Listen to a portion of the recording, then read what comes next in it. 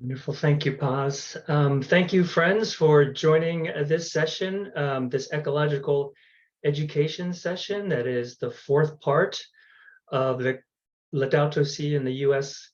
Catholic Church Conference that is co-hosted by Creighton University and Catholic Climate Covenant. My name is Jose Aguto, and I work for the Covenant.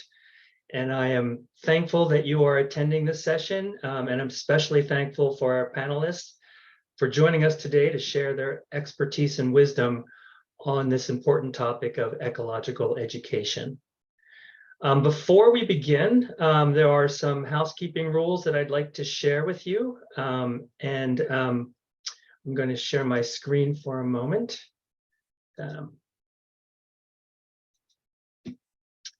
And pause if you'd like to start. Well, first to say, sorry, that the session is being recorded, and a link to the recording will be sent to everyone who registered within the next 24 to 48 hours. And if you're on the Zoom platform, please type your questions in the Q&A box. If you're watching the live stream on the Covenant's YouTube channel, please email your questions to info@catholicclimatecovenant.org. If you know who the question is directed to, please add that information to your question.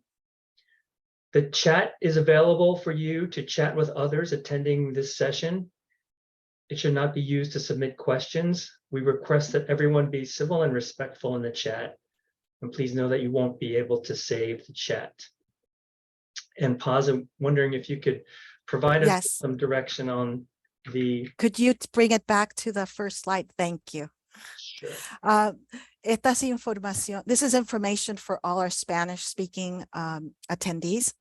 Esta es la información para todos los que hablan español. ¿Cómo escuchar la interpretación? Vayan a los controles correspondientes a esta reunión abajo donde dice interpretación, y haga clic en ese globo donde dice interpretation. Allí va a hacer clic en el idioma que le gustaría escuchar. Opcional es para escuchar el idioma interpretado, haga clic en Mute Original para que no escuchar el original, es para silenciar el audio original. Solamente esto va a trabajar si están en Zoom. Si están mirando a través de live streaming de YouTube, van a tener que mandar su correo electrónico al info@catholicclimatecovenant.org, porque no va a haber otra forma de comunicarse. Una cosa que José dijo anteriormente que quiero decirles es que esto va a ser grabado y les vamos a mandar esto en 24 a 48 horas. Y el chat es donde la gente que está en Zoom puede colocar sus preguntas. Gracias. Okay, José. All done. Thank you, Paz. Before we begin, I'd like to do an opening prayer. Because we have some marvelous educators with us, I'd like to begin with a prayer for St. Elizabeth Ann Seton, who many of you know established the first Catholic church, the first Catholic school in Baltimore, Maryland in 1808. And eventually the Sisters of Charity created some 20 orphanages, schools, and other kinds of offerings to young people in 8 states and Washington, D.C. area. So wanting to honor St. Elizabeth Ann Seton today and our teachers here with us today, and ask that we take a moment and place ourselves in the presence of God.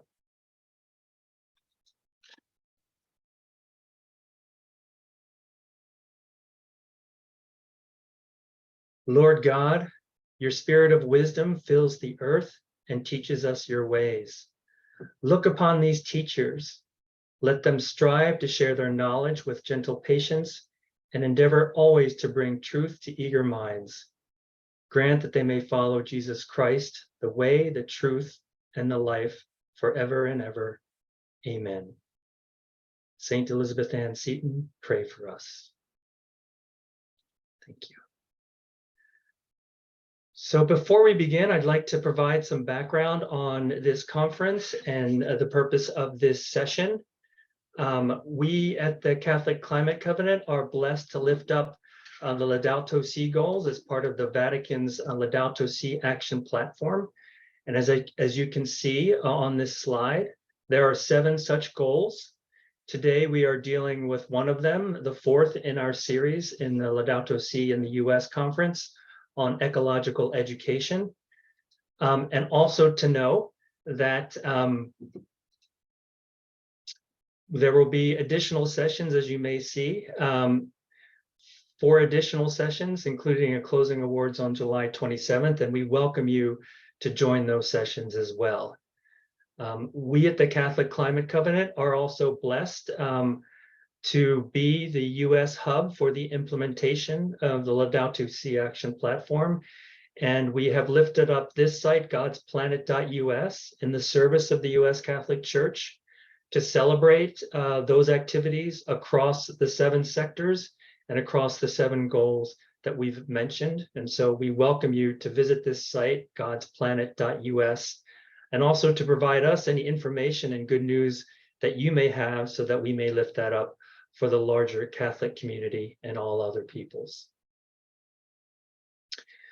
And so very excited to bring to you 3 exemplary educators working with college students and high school students, bringing together pedagogies which are proven effective.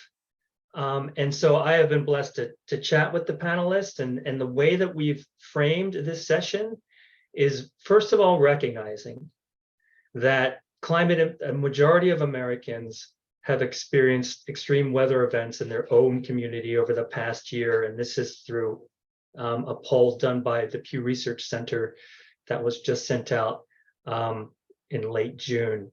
And likely many more people now, because of the extreme weather events, are having this unfortunate direct experience. We also know that millennials and the young people of the Gen Z are consistently ranking climate change as one of their highest priorities, and they take it very seriously. And they also experience a lot of climate anxiety. We also note, having had these discussions with the panelists, that a lot of the younger generation receive their information from social media.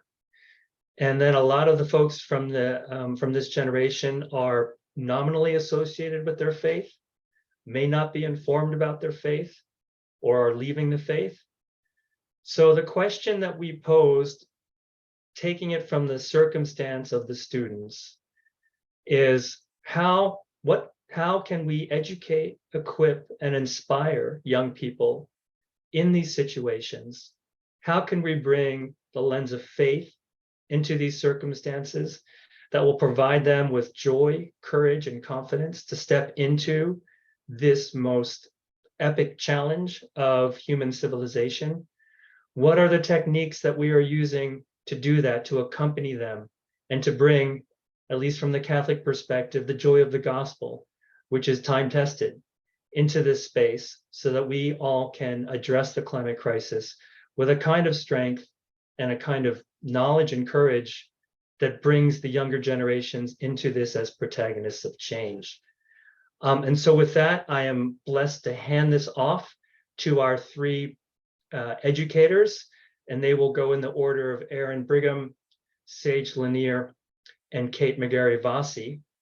And I want to introduce them individually, and before handing it off first to Aaron. And Aaron is the executive director of the Joan and Ralph Lane Center for Catholic Social Thought and the Ignatian Tradition, and affiliate faculty in the Department of Theology and Religious Studies at the University of San Francisco. Sage is the founder and executive director of Sustainable and Just Futures. She's an educator activist focused on justice-oriented environmental solutions. And at 19 years old, she began teaching her record-breaking program, Sustainable and Just Future, which has enrolled 1,800 students and counting at the University of California, Berkeley. Among other things, Time Magazine recently named Sage a 2023 Next Generation Leader for her work on climate and environmental education. And lastly, pleased to have Kate McGarey-Vase with us. She is a theology and humanities teacher at Salpointe Catholic High School, where she has taught for over 40 years. And she helped develop the Carmelite NGO curriculum on Laudato Si, and in 2018 presented the curriculum to the annual administrators conference of the Office of Catholic Schools in the Archdiocese of New Orleans. And the students at Salpointe Catholic High School have been touched across all subject areas as a result of her initiative and the support of other faculty members. And so with that, I want to hand it off to Erin, and thank you so much for being with us today. Erin. Thank you. Thanks, Jose, for the beautiful prayer and generous introduction. Thank you to the Catholic Climate Covenant and Creighton University for hosting this event. It's an honor to co-present with Kate and Sage, and I'm excited to learn from both of you. So I am just going to share slides. I have minimalist slides, but I have given this a lot of thought, just minimal slides with some beautiful scenery. So I come to this conversation from a university context. I direct Center for Catholic Social Thought, and I teach related undergraduate courses at the University of San Francisco. So USF is a Jesuit university, and it's inspired by the Ignatian educational tradition and the Universal Apostolic Preferences, or UAPs, which will frame some of my remarks this evening. So those of you in a Jesuit context, you'll probably relate, but those of you who don't, I think that these speak to deep longings and really speak to the topic of this evening, because the UAPs are showing the way to God through the spiritual exercises and discernment, walking with the marginalized, caring for our common home, and journeying with youth in the creation of a hope-filled future.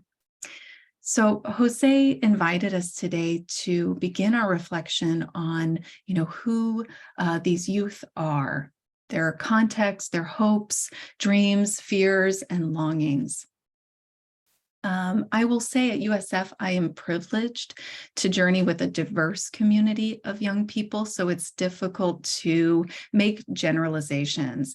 But for the purposes of this reflection, I think it's helpful to mention that when I go into a classroom, I assume that students relate to faith in a variety of ways. Some are Catholic, some are not, some are religious, some are not. This context is really what Charles Taylor describes in A Secular Age.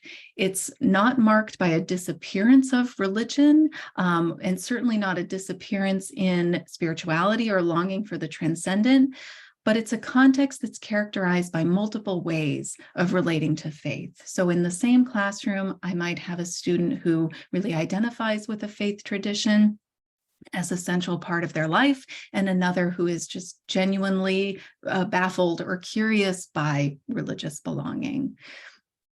So addressing the International Association of Jesuit Universities last year, Father General Arturo Sosa spoke about a secular context in positive terms as a place to cultivate meaning through freedom.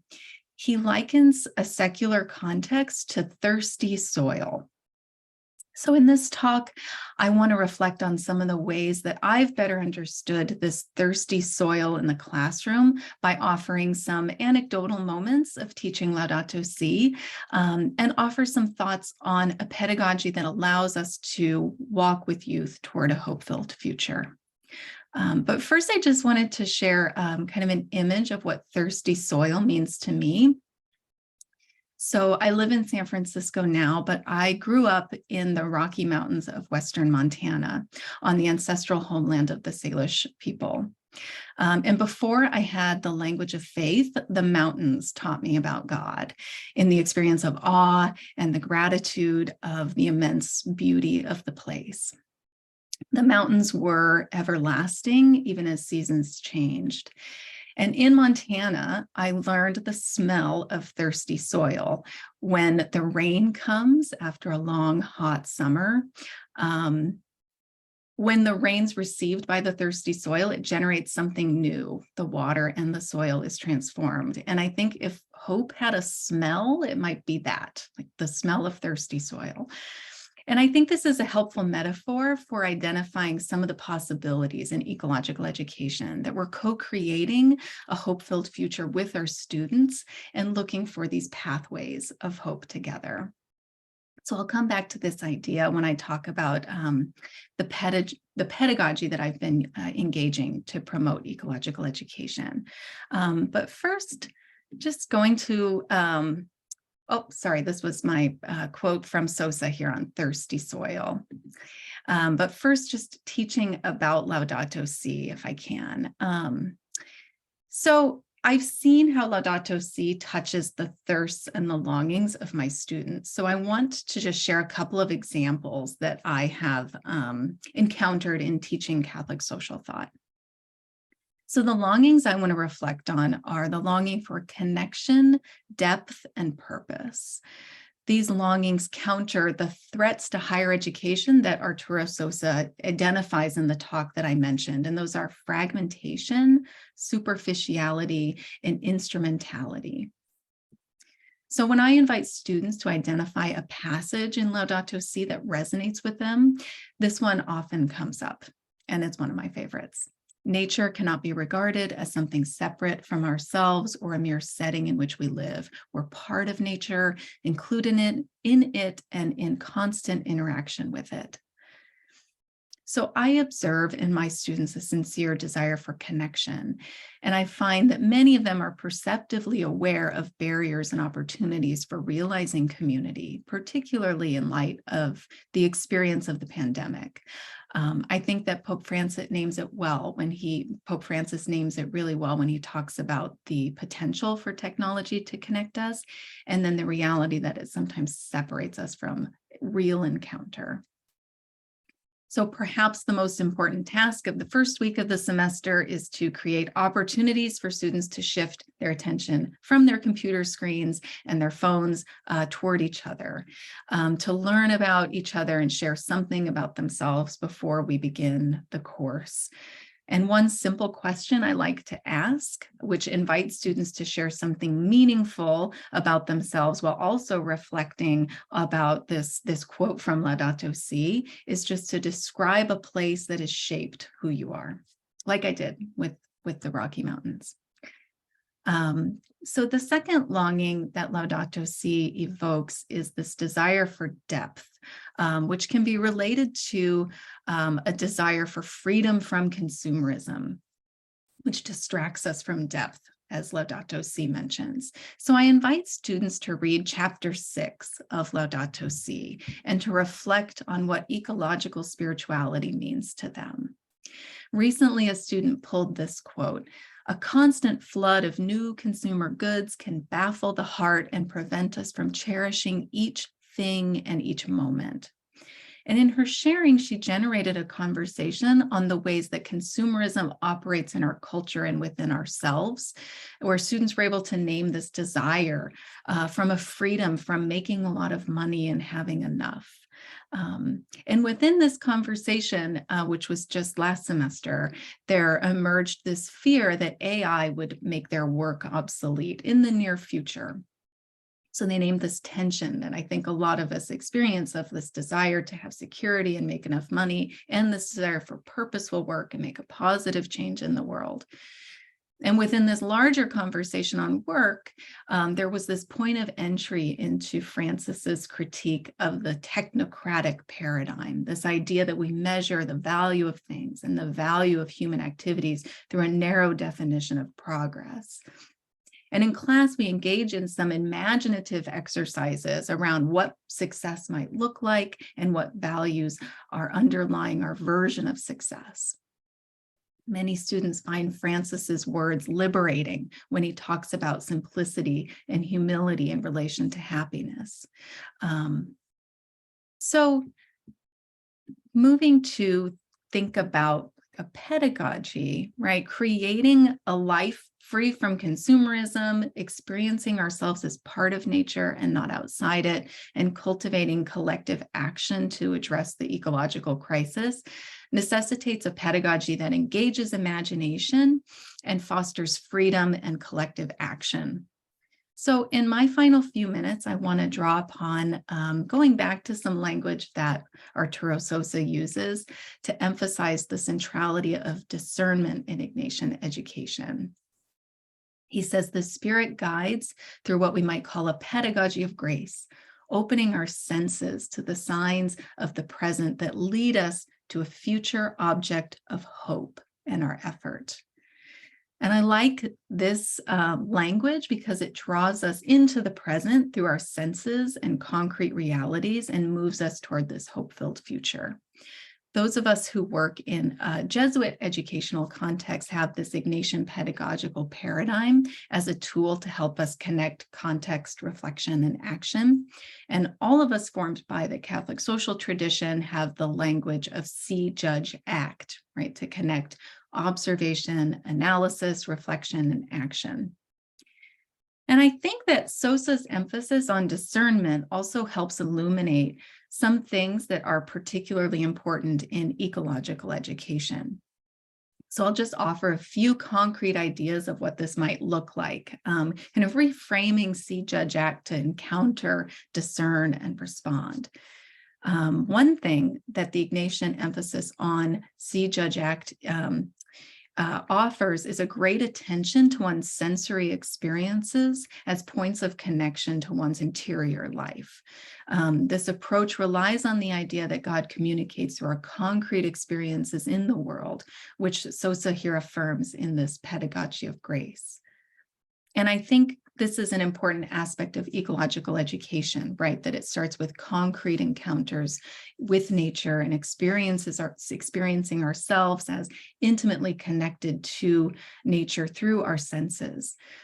So beginning before engaging in readings and discussion, I often will ask my students to just walk outside. So at USF, we're privileged to be close to Golden Gate Park, which has this potential to transport a person from this urban environment right into nature. There's redwoods and oak trees. And another thing that I like about Ignatian pedagogy is it emphasizes reflection as a way to foster depth. So one thing that can be missed in, I think, in the language of see, judge, act is the importance of bringing one's interior life into the conversation about what we're seeing and judging, right? Postmodern thought has revealed what Ignatius knew all along, that we don't arrive at truth by being an objective observer, but by discerning it through paying attention to dynamics of freedom and unfreedom and what are our biases and where is that leading us. So one tool that I've used to foster discernment in ecological education is the Ignatian Examen. So the Jesuit Conference Office of Justice and Ecology and the Ignatian Solidarity Network developed a great tool, an ecological examen. You can find it on the ISN website.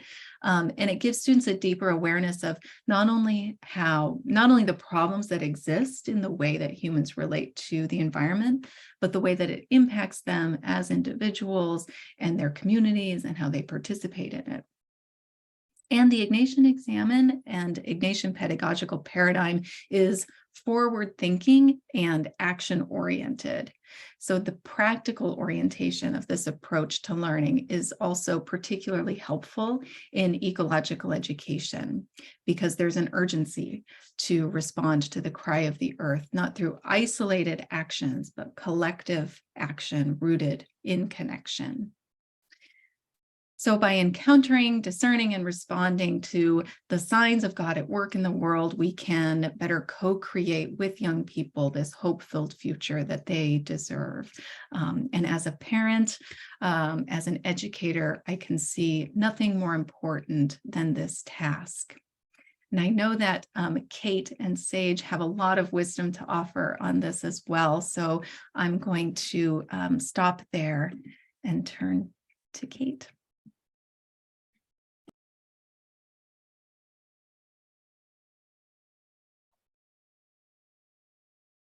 Actually, we're turning to Sage, if you don't mind.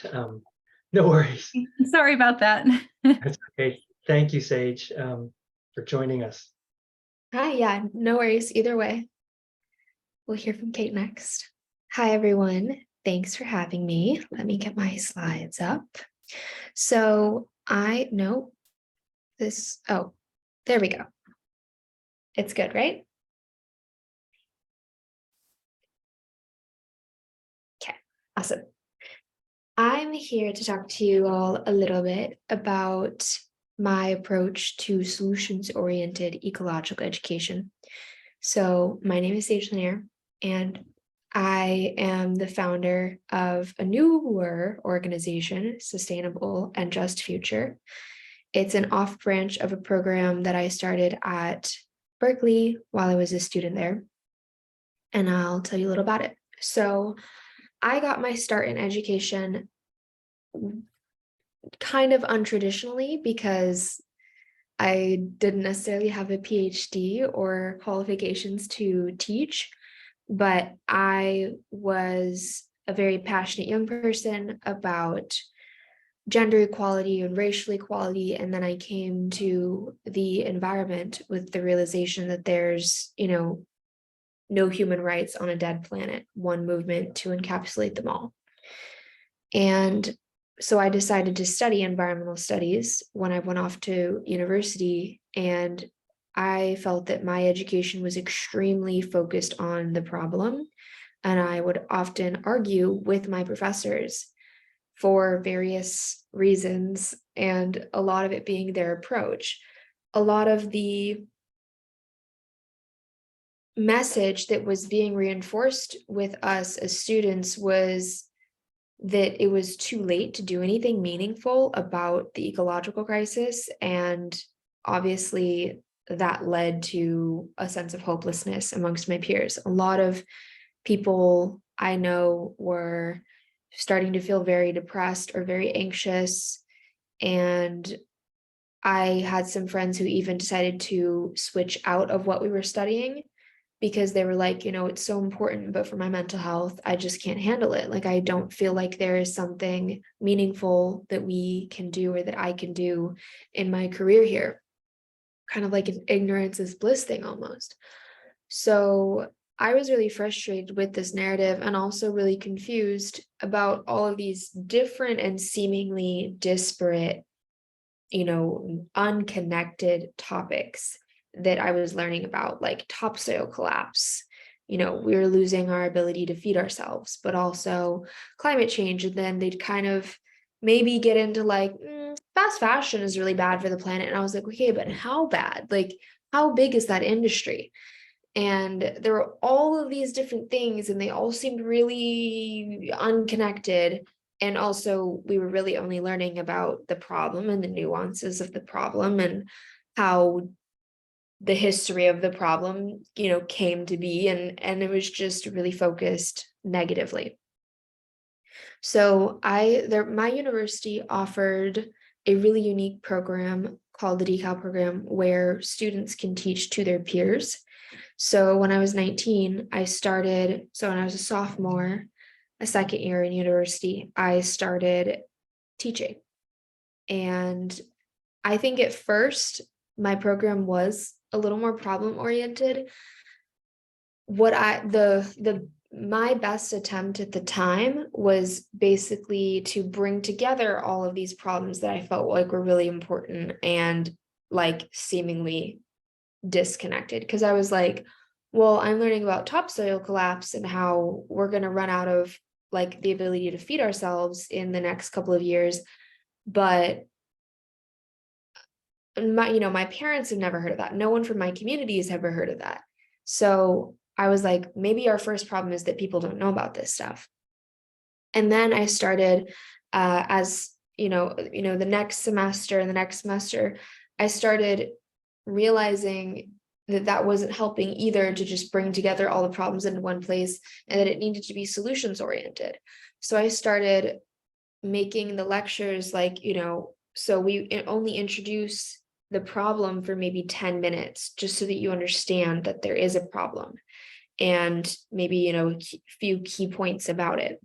But then we spend the majority of the program talking about the solutions, the next steps, what, different interventions are available to us, whether it's things we can do as a community, policy we can advocate for, maybe ideally on the community level as well, because I think those international fights can seem very daunting and overwhelming. So I was looking more so at like, what things could we go advocate for at city council or at the state level, something much smaller than like national climate, legislation. And so we were looking at, like, what changes can we make as individuals, communities, cities, culture shift, and like kind of starting to build a vision for what a better world could look like. You see that byline here.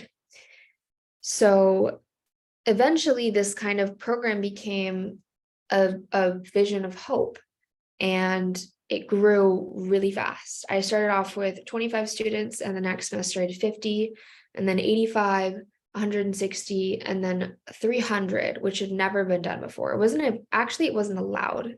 We had to kind of bend the rules for that.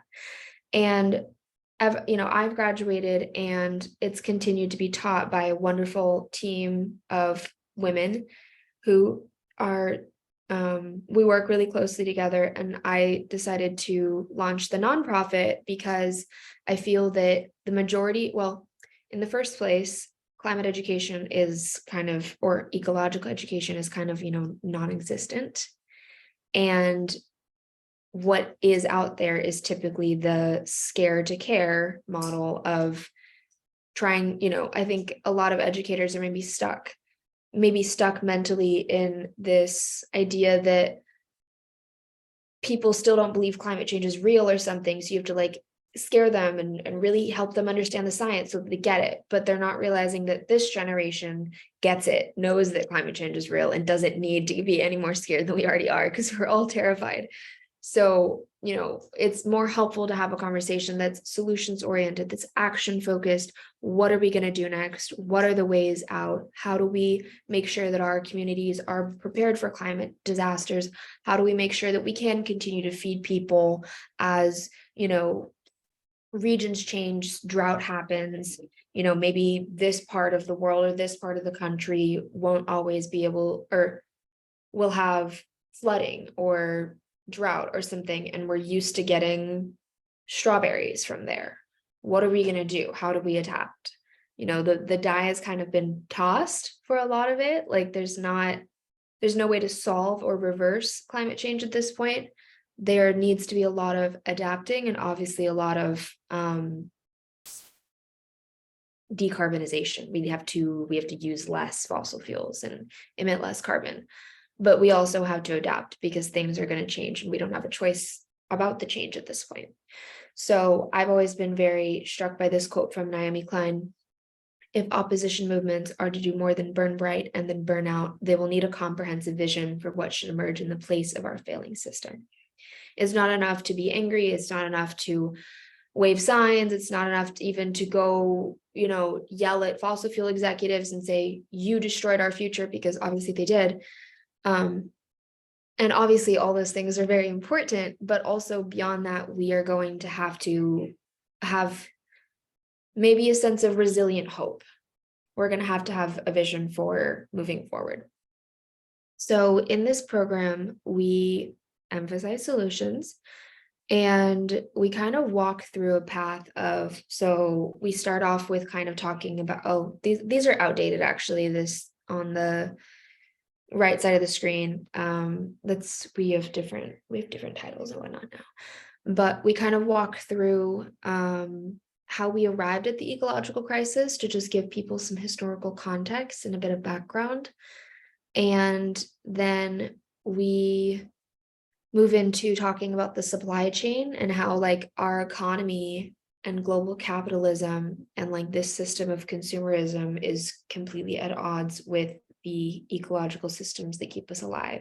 And so that's kind of your intro. And then we start going into more positive, solutions oriented. We talk about cradle to cradle design as a design framework for the way that we make and use and interact with our belongings and the materials that our lives are made of, toxicity. You know, a lot of things in the modern era are made of plastic, and yeah, we obviously used to get by without it.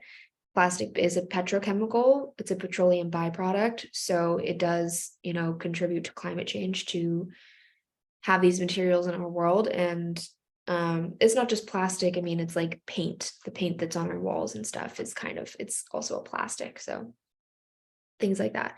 We talk about the circular economy and having an economic system that's more based on services, experiences, knowledge, rather than the sale of goods, because our economy is, you know, we have this hyper consumerist economy, and it's just unsustainable.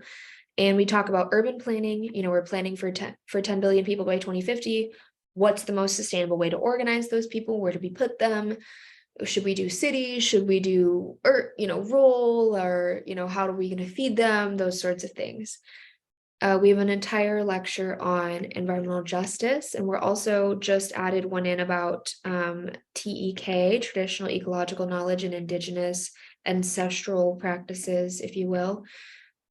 And then food systems. We talk about the modern food system and all the nuances and a vision for a regenerative and resilient food system. Then we go into decarbonization and et cetera, et cetera. We keep going. The feedback from this program has been incredibly overwhelming, not just through the numbers of it growing to serve almost 2,000 people so far in a couple of years, but also like the testimonials. People will say, this was life-changing for me. I'm simply not the person I was before this class. This particular like bit of feedback, it was from this woman named Rose Wilson, and like I cry every time I read it, like a little bit.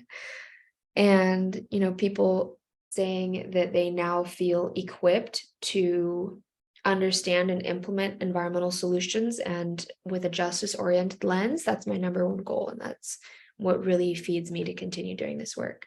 So 2/3 of our program participants are non-environmental, are not studying anything related to the environment, which is amazing, because one of the central goals of this is to be very accessible, no jargon. You don't need to know anything environmentally related in order to come in and get a full understanding. Sorry.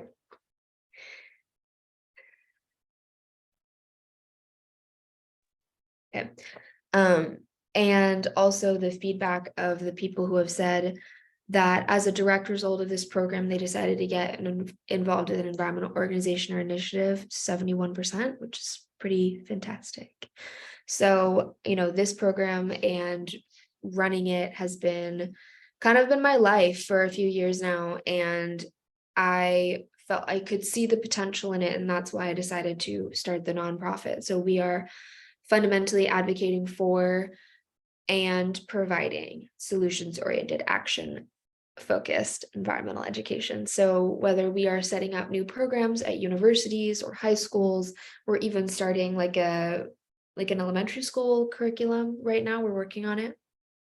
So we are either setting up programs ourselves, or we are helping educators or helping students start campaigns, advocacy to demand better and more environmental education, with the goal of creating, you know, a climate educated next generation of people, so that we're not only equipped to survive and adapt to a climate changed world, but also that, you know, each of us as we move into our careers are informed as to, you know, because one of the biggest problems is lack of knowledge. I think folks are still going into fashion careers and working at Coca-Cola and working at IKEA and, oh my gosh, I've got this job at Amazon. How, how amazing am I? And everybody's like, oh my God, you got a 6-figure job at Amazon. And it is my hope that if all of these different folks and all these different careers, I just dropped a pen. All these different folks and all those different careers, if they had a real climate framework from their education growing up, they would be able to approach, maybe you don't want to work at Amazon or Coca-Cola, but be able to approach these careers, these jobs, these, because collectively these are the people who make decisions that shape our world. There's this whole like individual action versus system change kind of thing, but really, what is the system if not individuals? Like, it's not AI. I mean, it kind of is if you look at BlackRock, but let's not get too in the weeds there. But yeah, so basically that people would be able to move forward with more empathy, a better understanding of how all of these different industries and frameworks interact with the world and the people in the systems, who's doing the mining, who's doing the sowing, who is doing the cooking and the harvesting, etc. The justice-oriented lens to make sure that we're prioritizing fair wages and good living conditions for ideally everyone. So yeah, with a climate, with a environmental justice, educated next generation, I think we could see the world change in a very short amount of time. And that's why I do the work that I do. Brilliant, inspiring. Thank you so much, Sage. And also thrilled to hand over the mic to Kate.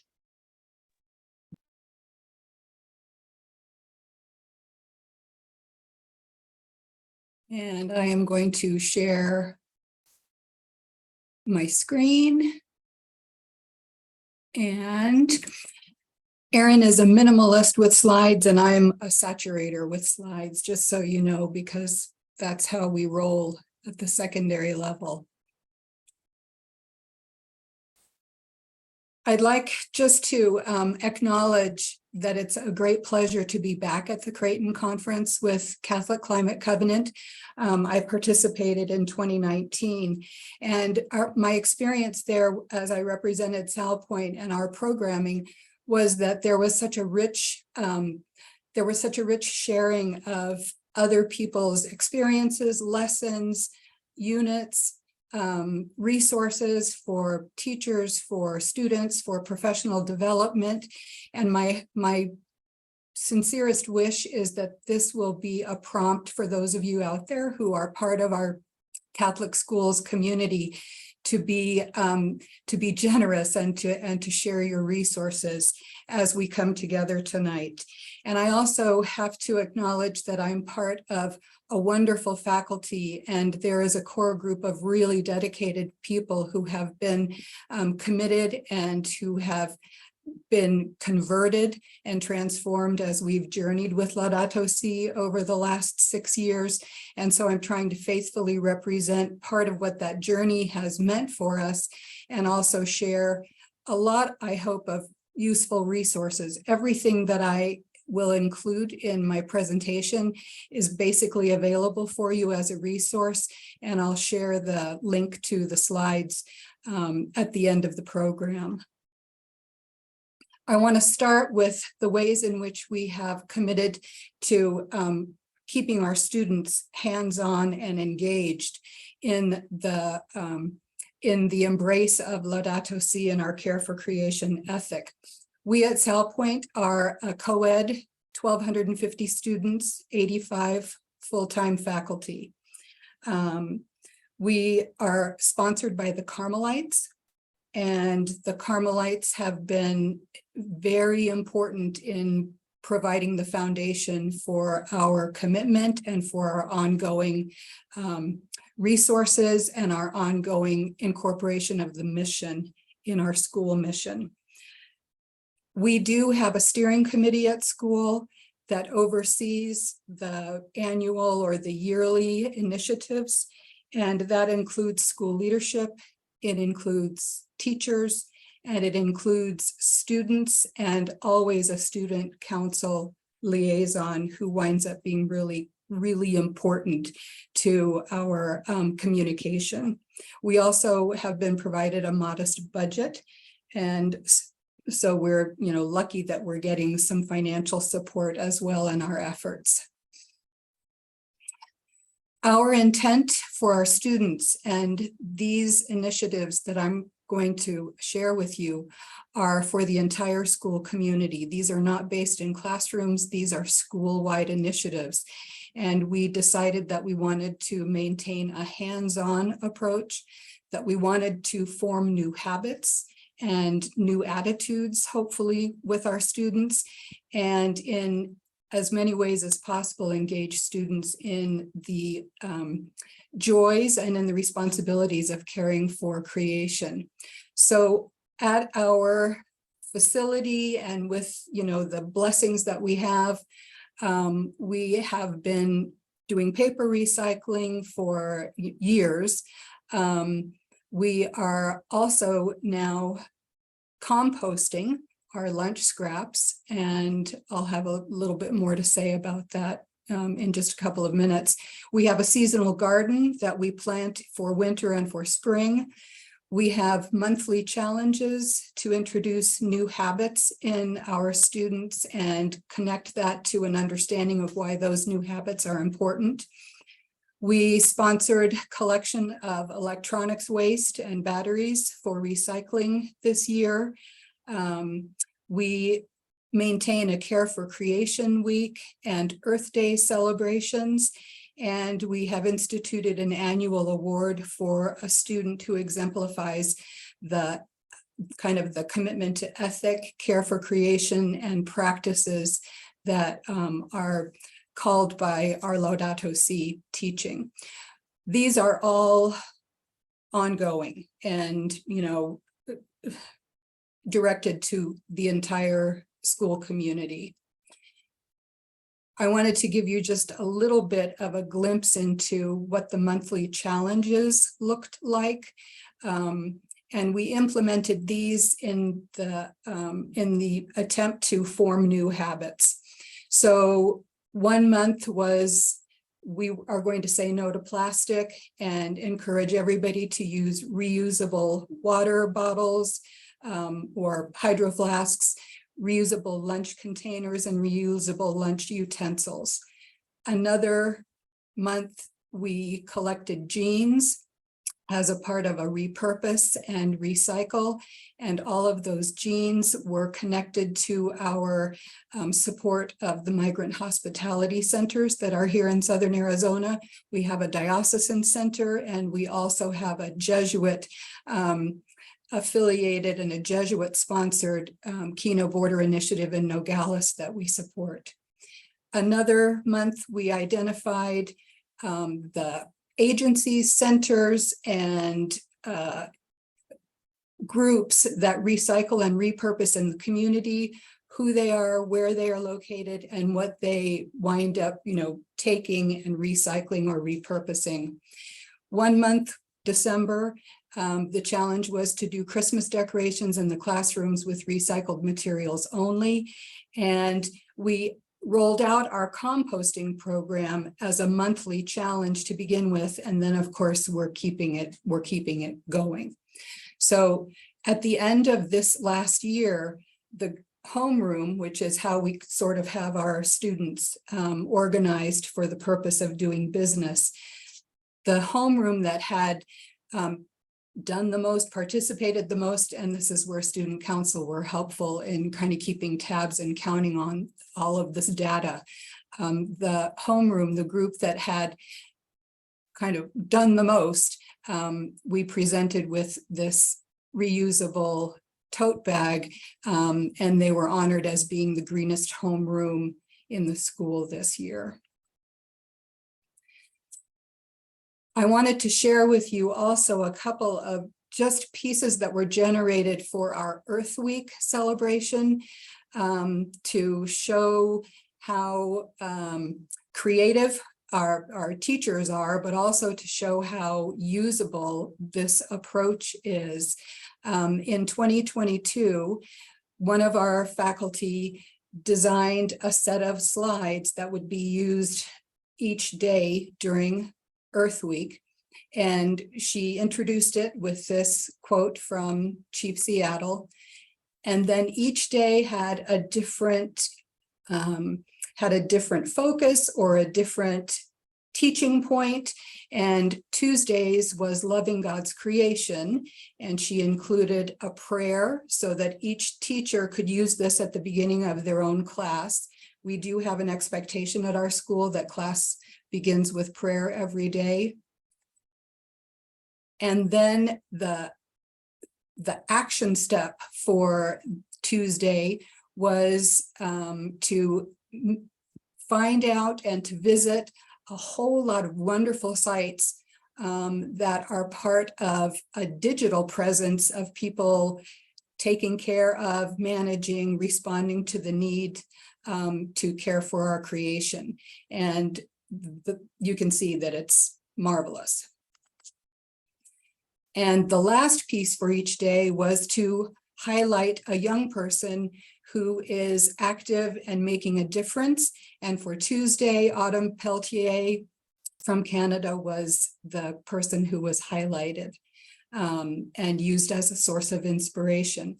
And at this point, I want to just kind of piggyback on something that Sage said. We have gone beyond that scare to care thing. That's kind of where we started off as well 6 years ago, and we're way beyond that now.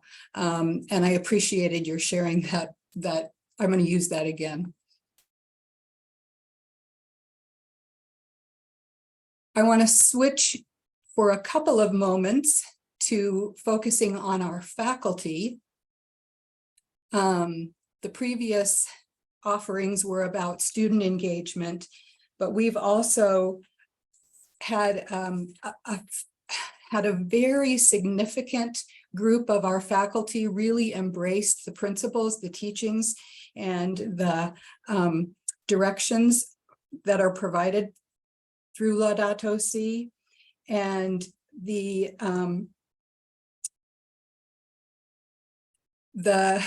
slide that I've started with is a recognition of that unity of creation and that unity too of learning. One of the best practices that we kind of stumbled onto, we did not know that this would be this powerful, but we made the expectation, and this came through our school leadership, that as we were becoming more involved and more committed to Laudato Si, that every teacher would make an explicit inclusion of a connection, of a value, of an action that came directly from their understanding of implementing Laudato Si in one of their lessons or in one of their units. We had a whole semester to do that. And after that semester was completed, we had a faculty meeting the following semester, and the accountability for including the Laudato Si lesson was done live. And it was done in our big meeting room, and the screen was on, and the Google Sheet that was live was being displayed, and everybody had to populate their lesson or their unit, what the value, what the action, what the connection was to Laudato Si. And they also had to populate, materials, supplies, those kinds of things. What that wound up doing was provided just a cauldron of creativity and shared ideas and wonderful support that was generated as people saw what each other had been doing. And I've been a teacher a long time, and one of the last things that teachers want to hear is that the principal wants you to do thus and so, and you're going to have to report how it goes, or you're going to have to provide the lesson plan. We didn't handle it that way for this, and as a result, it just provided tremendous positive energy, tremendous practical applications. And it also provided for some of our faculty a real step into a deeper dive into how they were going to transform their curricula and their coursework with Laudato Si in mind. And that is my next invitation to you. My friend Brian Holstrom is a master teacher in our social studies department. He is the teacher of world history. He's one of our teachers of world history. He teaches AP world history as well. He has taken Laudato Si to a scholarly level and then taken it into his classroom, taking an ecological lens into world history, into ancient and more recent civilizations. And he's calling it kind of an eco-conscious world history that he has wound up being inspired by, and he has presented nationally. I've linked the article for you, and there is an ongoing teacher forum sharing resources and insights in this area. He's a great example of how our deeper conversion has been a reality, not just for our students, we hope, but also for ourselves. We also,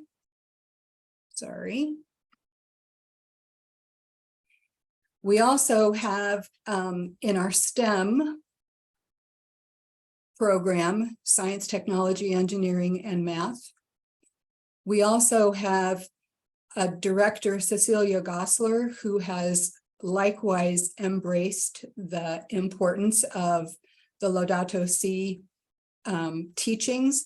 And in her program, she has established kind of a vertical presence and an ongoing commitment to more and more of her engineering projects, more and more of her engineering teaching is devoted to the principles of bringing our students along in the understanding of the world in which their solutions are needed.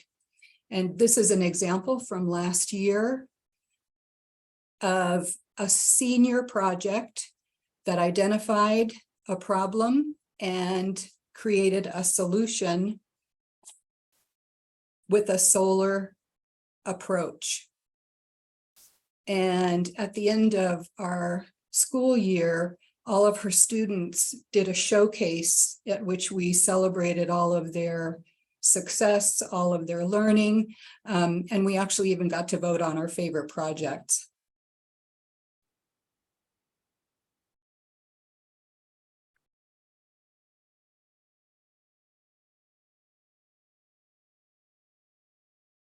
The last area that I want to touch on is the importance of hope and joy and celebration in the lives of young people and in our classroom and in our school. And we have had the joy of making partnerships in the community with the U of A compost cats, who taught us about composting to help us get started on our composting. The engineering department at the U of A as well, with the sustainable energy, the city of Tucson in our recycling, and our neighborhood associations. So the integral ecology of Laudato Si is kind of calling us into an integral way of addressing and being community together. Within our school community, likewise, we have experienced that kind of coming together with partnership that is sustaining and supporting one another. And one of the really beautiful pieces that we have experienced in the last couple of years is the work of our Advocate for Us All Club in reaching out and in partnering and in being accompanied by our Tohono O'odham students and community. And we've been blessed by having Elder and Leader Jerry Carlisle as part of our Earth Day celebration for the last 2 years. So how we celebrate hope. Appreciate the winners. That's a photograph of students who were homeroom challenge winners for composting. We use Instagram and WhatsApp at our school all the time. Encouraging stories that I use in my classroom. CRS is a good source, and I like World Wildlife Magazine for kind of a global perspective. This is a celebration of Earth Words that was put together by one of our science teachers. And this is a celebration of the beautiful places that are important in our students' lives. This is a Padlet. And then the last little piece that I just wanted to mention is the importance of music. My students respond to, sing, and are uplifted by music. And if we are smart, we will be using popular music and the messaging in it that is appropriate to help us in this journey. And I've given, a couple of examples here. Count on Me by Bruno Mars, and Pitbull's I Believe That We Will Win, which was written during the AIDS pandemic, but it is absolutely applicable to what we are doing. And students love to hear that in the background, in the classroom, in the hallways. A couple of other choices from popular music I've included, but I also wanted to just acknowledge that liturgically, we do have sources that we can use in terms of music. And I've got a couple of choices, for that particular part of our school life. How Great Thou Art, Laudato Si. And I wanted to do a shout out for Bearer of Hope, because the chorus of it is in English, Vietnamese, and Spanish. And the lyrics are fantastic. So if you're not familiar with Bearer of Hope, you can find it on YouTube. And a last little shout out to Carmelites. Jessica Powers' poetry, powerful for nature and the presence of God. And I have also included in my slides a brand new scholarly article from Father Eduardo Augusto Scarell, who is a Carmelite priest scientist. He was on the original commission of scientists that advised Pope Francis in the writing of the encyclical. And he has done a masterful scholarly look at Titus Bronsma, Saint Titus Bronsma, and the way that he foreshadows some of the creation theology or the care for creation theology in Laudato Si. I've got that linked as well for those of you who are theologically minded. And I want to offer as a suggestion for further steps, the Ignatian Solidarity Network tomorrow, centering ecological action and gratitude. Sign up for that. You don't have to be there in person. You can, do that on the recorded side of it. That's what I'm going to do. And then, of course, we're all part of God's planet, as Jose pointed out. And I've got several sources, and I hope that you'll find them to be helpful, useful, and include some of them in your prep, your professional development, your teacher formation, or in your classroom.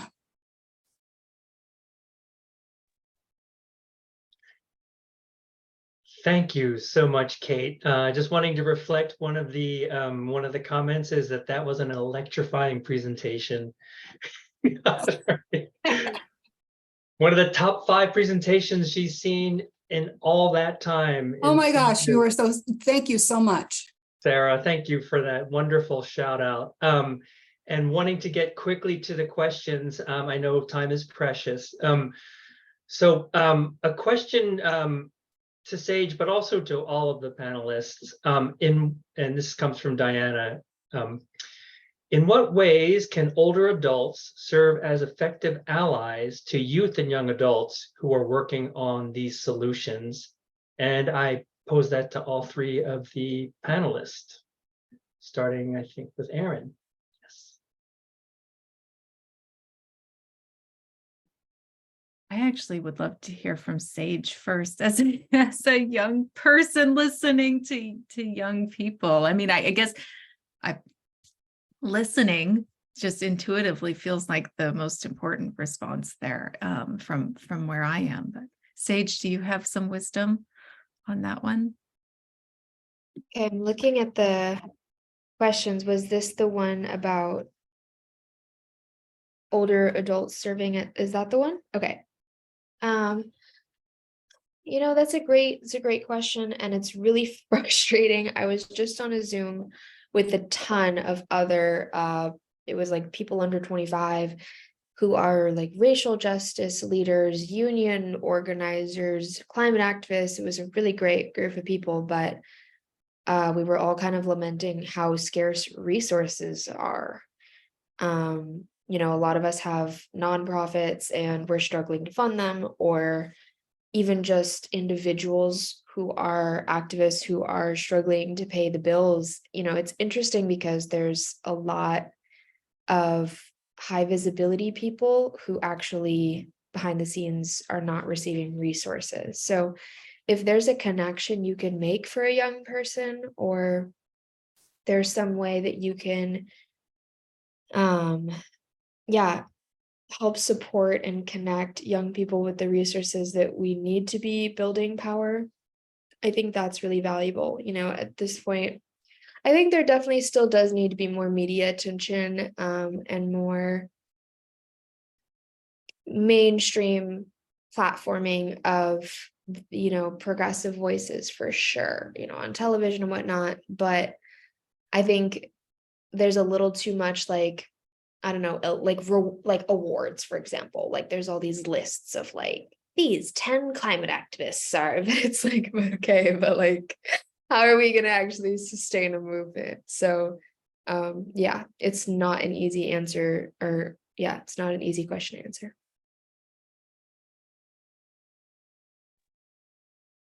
Thank you. I don't know, Kate, if you have a response to that.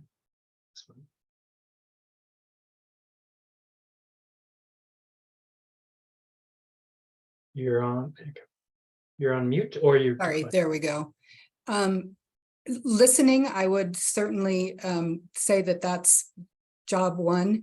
I think the other way is that we need to model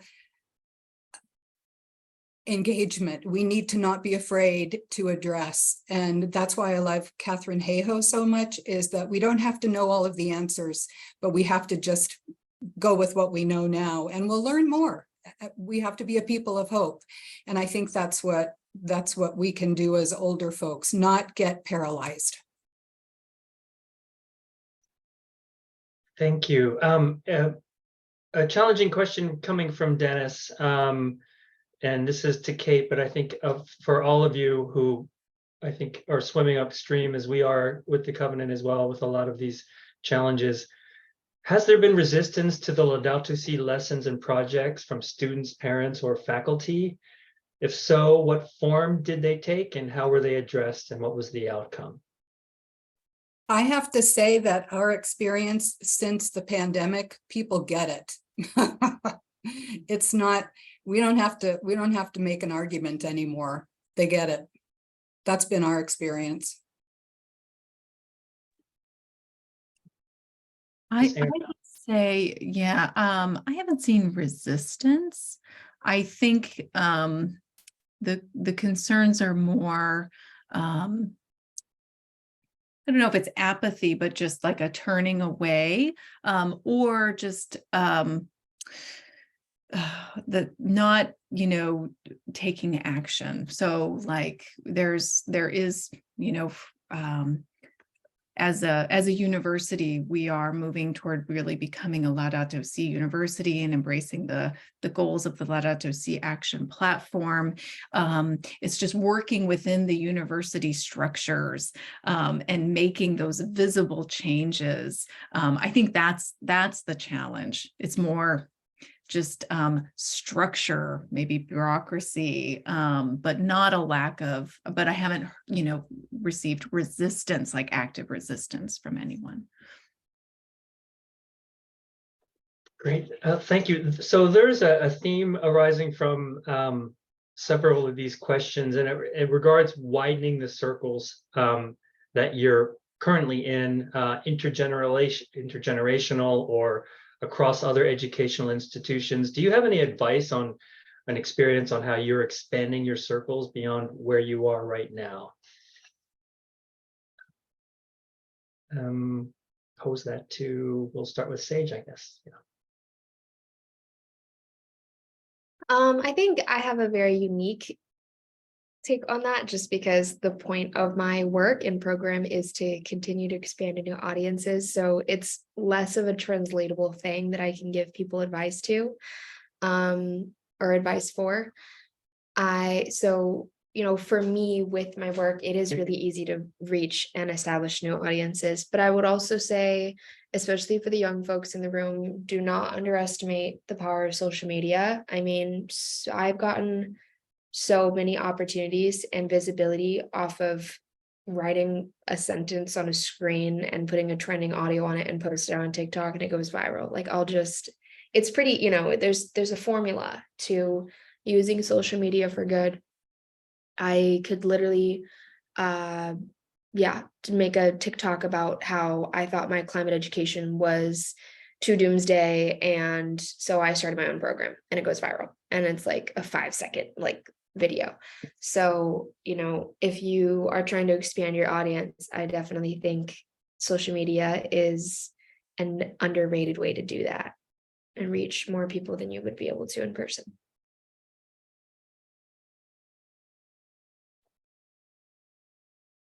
Erin or Kate, have any thoughts on expanding your circles?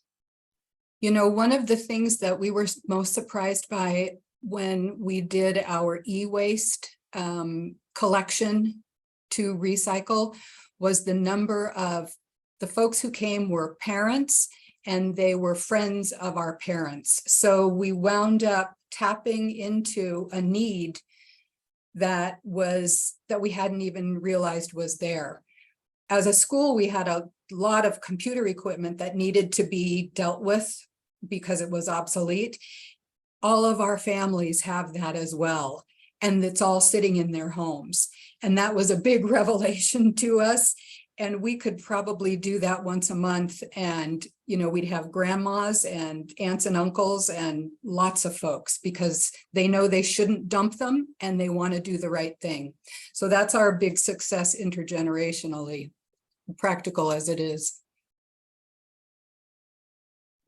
I think there's too this great opportunity with the focus within Laudato Si on integral ecology and working across faith traditions as well. I mean, I feel like that's a great, a way of expanding the circle of engagement. So, in San Francisco, we have an interfaith council. I'm sure many of you are familiar with Interfaith Power and Light, like bringing together faith communities around this. I think it's a really great way of expanding their commitment and the impact also of the university in my context.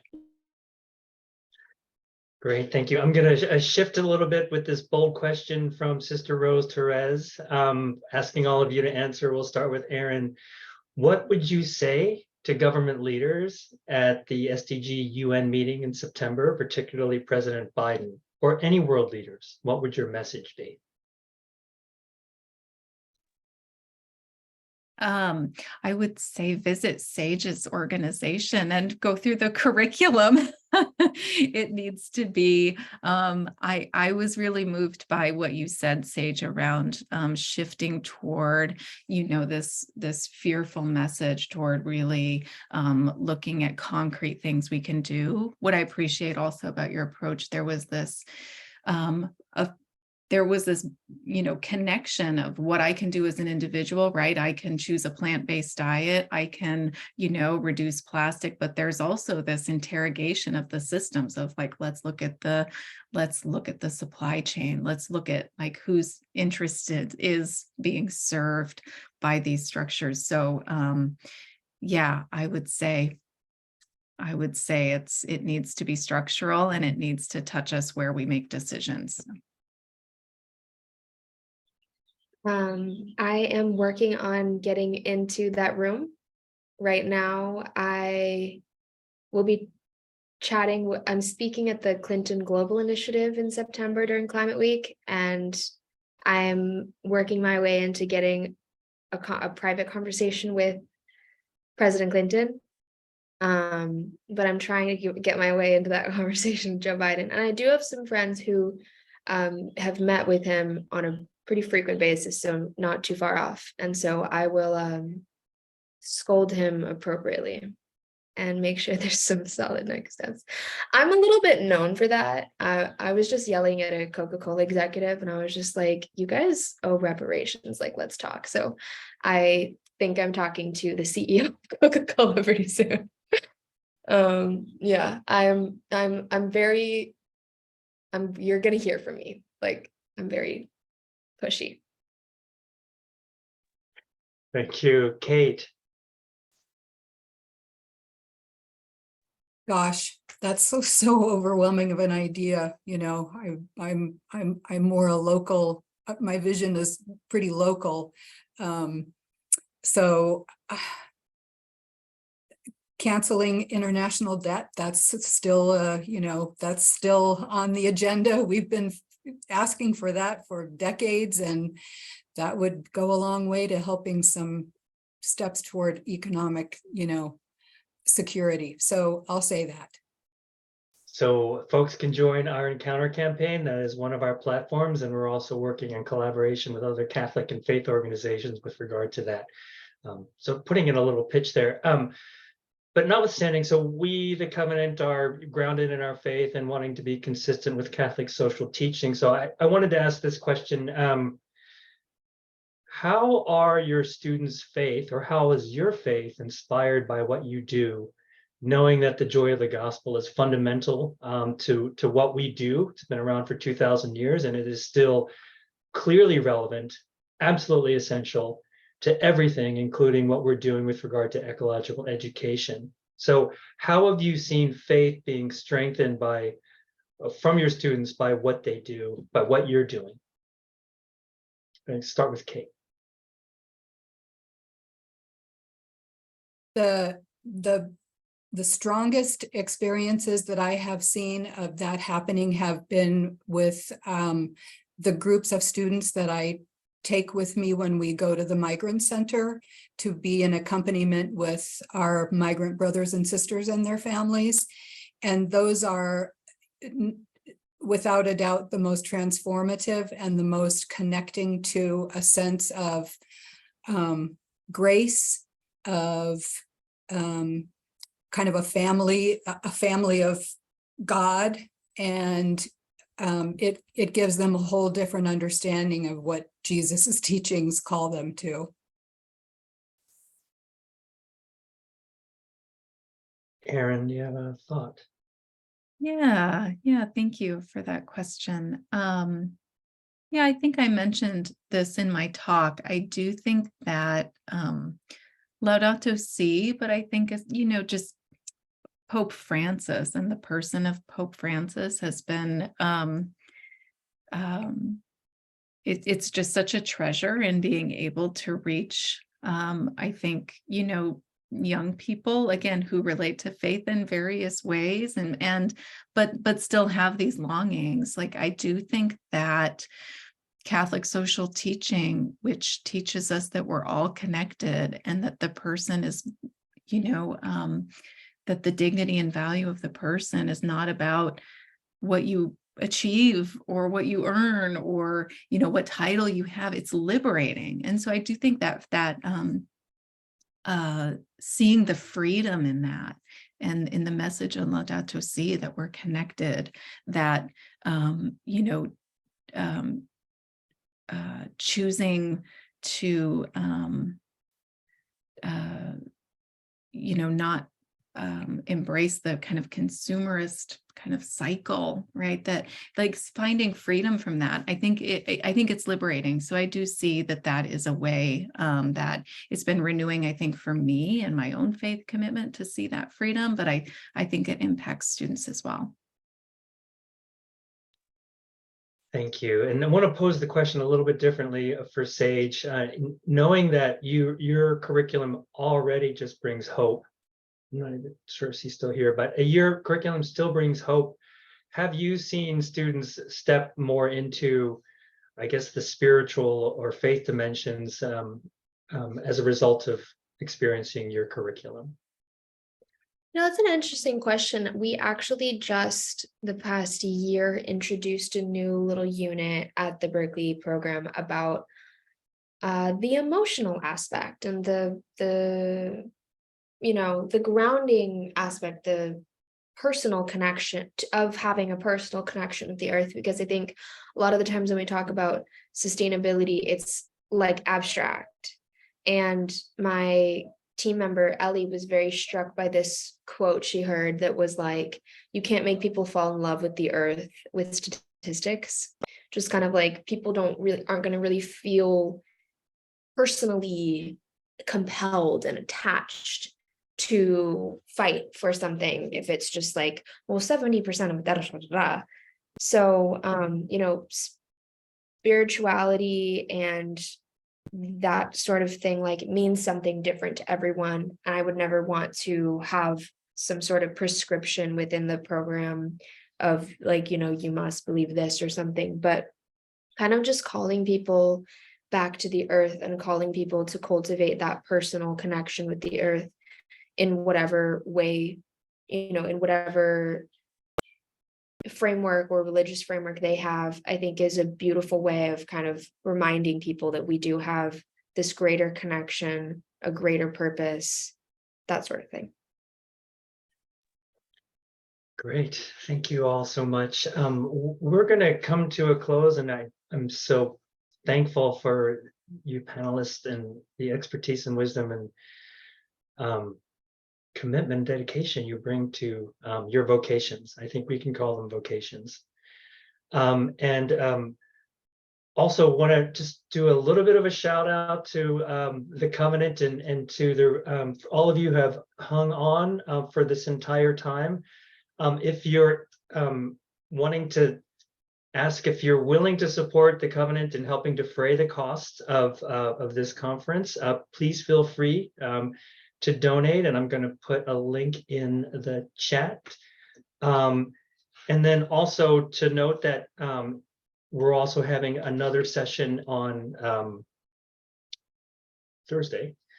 And then also wanting to close out with a prayer and noting that at the beginning of the school year, there was at my parish, Good Shepherd Catholic Church, they were handing out these little bookmarks, and you see Saint Elizabeth Ann Seton here, and on the other side is Blessed Carlo Acutis, who is a student who passed away in 2006, who is now blessed. And this is a prayer for the students, for the people that you serve, Kate, Aaron, and Sage. And so if we can take a moment of silence and close with this prayer. Lord our God, in your wisdom and love, you surround us with the mysteries of the universe. Send your Spirit upon the students and fill them with your wisdom and blessings. Grant that we may devote ourselves, grant that they may devote themselves to their studies and draw ever closer to you, the source of all knowledge. We ask this through Christ our Lord. Amen. Blessed Carlo Acutis, pray for us. Thank you, friends. It's been a blessing to be with you. Have a good night.